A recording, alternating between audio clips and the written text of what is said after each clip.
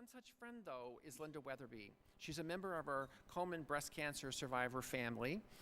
She's a long-standing volunteer here at the Puget Sound, Komen, and she served as the co-chair of the Race for the Cure both in 2011 and 2012.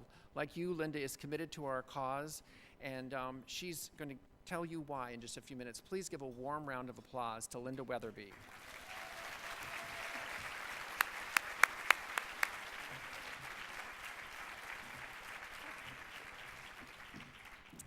Hi, everybody. I'm going to have to look at my notes, so please forgive me for that. I wanted to do a good job today. Thank you so much, David, for the chance to speak.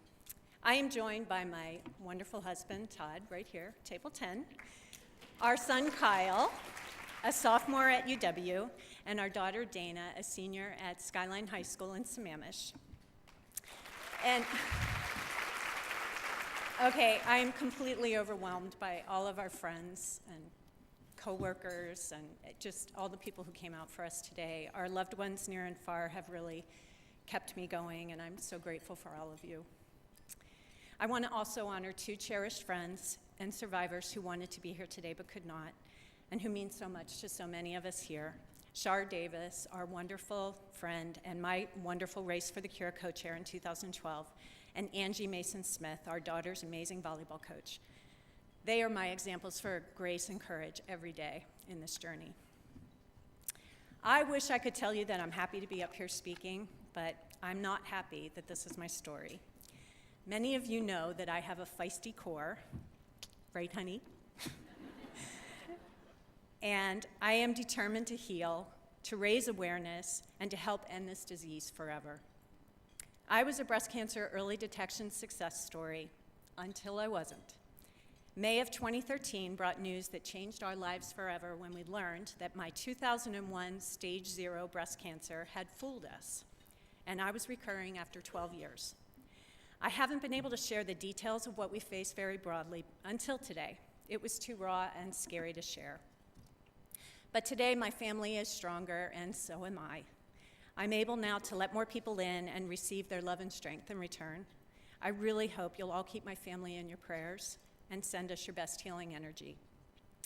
David mentioned earlier all the ways that Komen-funded research has lowered breast cancer death rates and increased survivability, and these are incredible advances. Many of you in this room are living proof of this progress.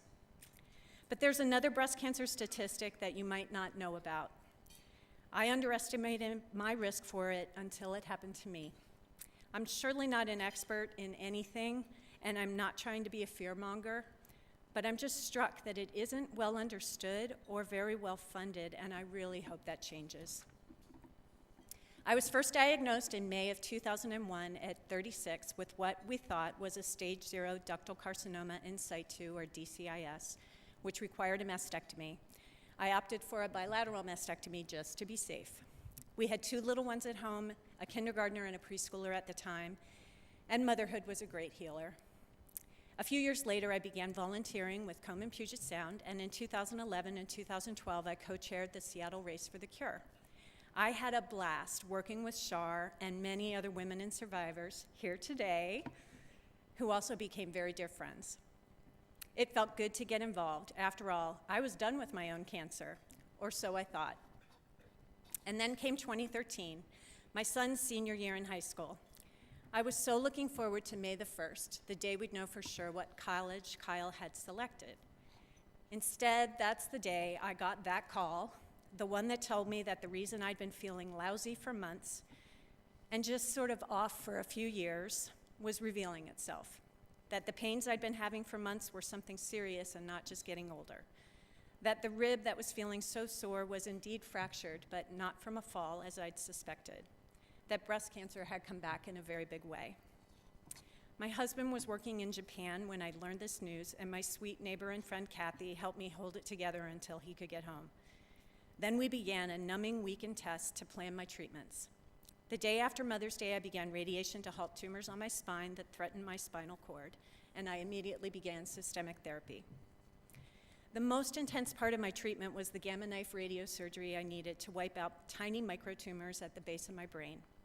I also needed gamma knife for a wicked tumor that had formed on my main facial nerve. the trigeminal nerve, which gave me intense pain, and in the days before treatment was worsening to the point where I couldn't chew or swallow.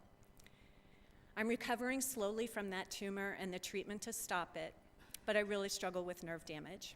Seriously, who even knew you could get breast cancer on your face?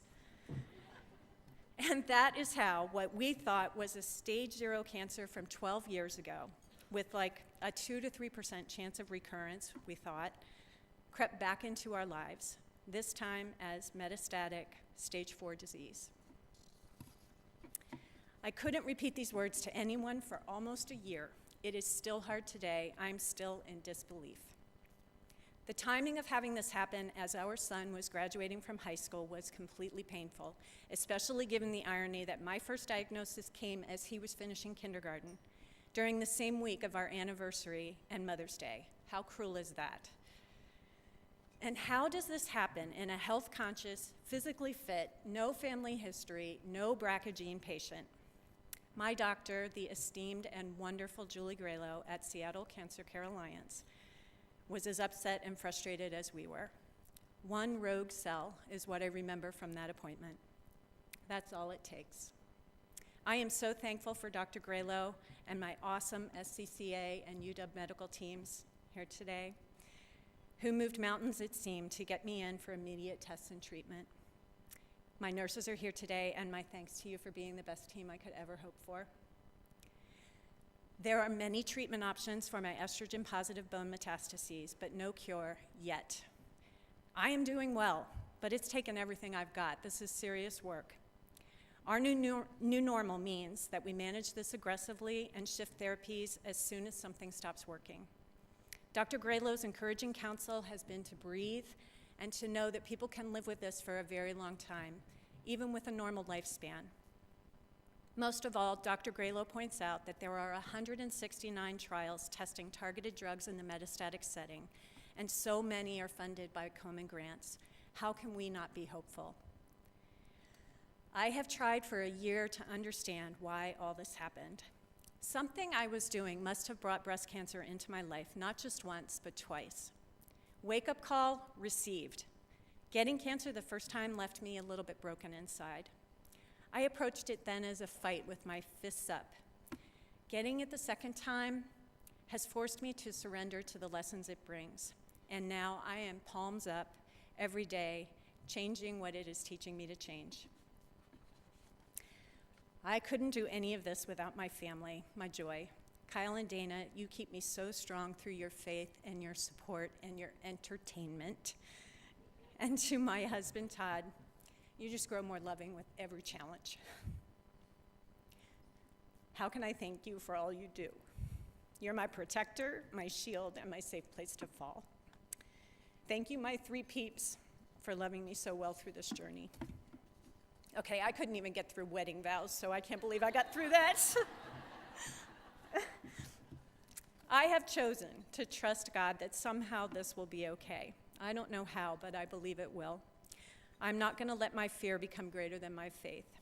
It's hard and it's scary, but there have been life-changing blessings all the way through this really hard year. I'm keeping watch to see what else God will do with this. Okay, so that's my story so far. And here's the thing. My story is far too common among breast cancer survivors. I just didn't know that until it happened to me.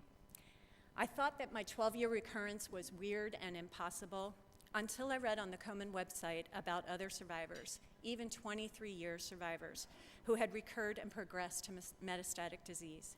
Some were many years into their new normal. This is hard to say in a room full of survivors, and forgive me. Today is about awareness.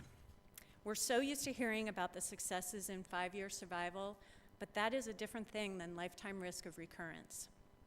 The Metastatic Breast Cancer Alliance, which Komen participates in, released their landmark report last week and reported that lifetime risk of distant or metastatic recurrence for stage 1 through 3 breast cancers is up to 30% of cases. I really wish I had understood what lifetime risk meant better many years ago. And only about 7% of government and nonprofit breast cancer research funding over the last dozen years was focused on metastatic disease, which claims up to 40,000 lives every year in the US. Even the experts agree that the disconnect in those statistics is staggering, and it must change if we're going to end breast cancer. Early detection and mammography screening programs work and must continue. That work is prevention. A world without breast cancer means curing metastatic disease. Since 2006, the Komen organization has invested over $91 million in 200 grants looking at metastatic breast cancer.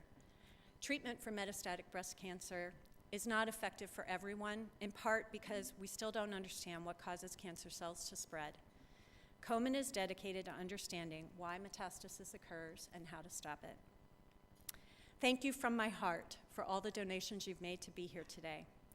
I also hope that today is the day you'll join my family and keep funding Komen's crucial work until the work is done, until the answers and treatments emerge for metastatic breast cancer like it did for early stage breast cancer. Working together, people like us really can make a difference. Research is my top reason for giving, but maybe you're motivated by something else. All that matters is that the work moves forward. And if you're sitting there unconvinced, ask yourself, if not Komen, then who? Of course, there are other organizations out there funding breast cancer research, but none of them have led the way like Komen. Maybe breast cancer hasn't touched your life, but over a lifetime, someone you care about or maybe love may need these answers too. If not Komen, then who? If not now, then when? Thank you so much for your time, and I'm sending my good energy out to you all.